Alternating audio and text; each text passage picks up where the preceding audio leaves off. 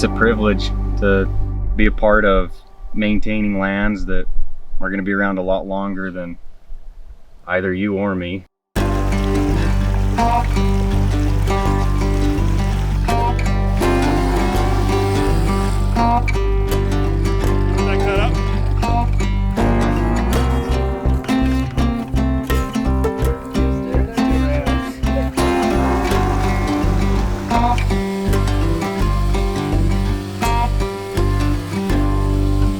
You know, it's been said multiple times that when you talk about the outdoors, they're not making any more of it.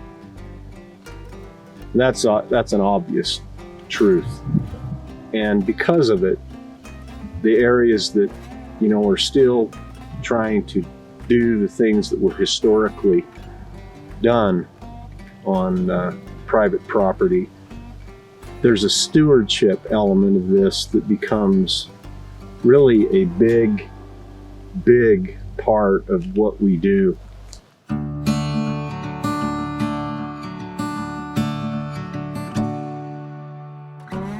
As the stewards of this ranch, we've had to look at what is here very critically.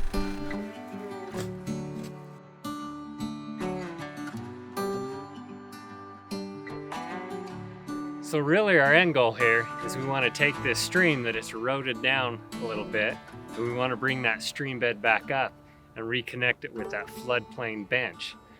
If you think about it from an aerial perspective, if you got on Google Earth or something, you look down on this area from above, especially in Utah and some of these dry states, you see these green ribbons, a really nice looking prime habitat running through these really dry areas.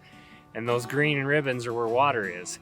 And this project, if we can reconnect this floodplain, ultimately what happens is we expand the area of that green. We make that green, really nice lush habitat bigger, wider. And that's really important habitat for wildlife, and it's really important for people too.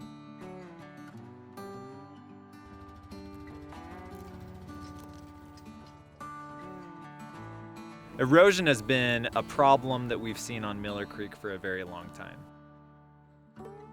A beaver dam analog, or a BDA, is a man-made structure designed to mimic the function of a natural beaver dam. They're cost efficient, they're effective, they're great tools that we can put onto the landscape that will help retain sediment before it gets washed downstream. Miller Creek doesn't have any fish in it right now, but after the work that we've been doing over the last few years, restoring banks and elevating the stream bed, we think it's ready to start introducing some cutthroat back into it.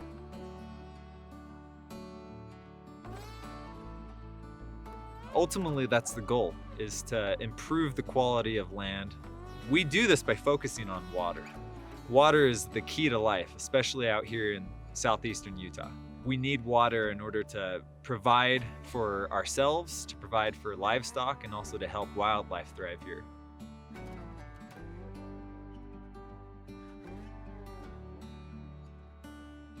One of the most exciting things about this project is the partnerships that we've built.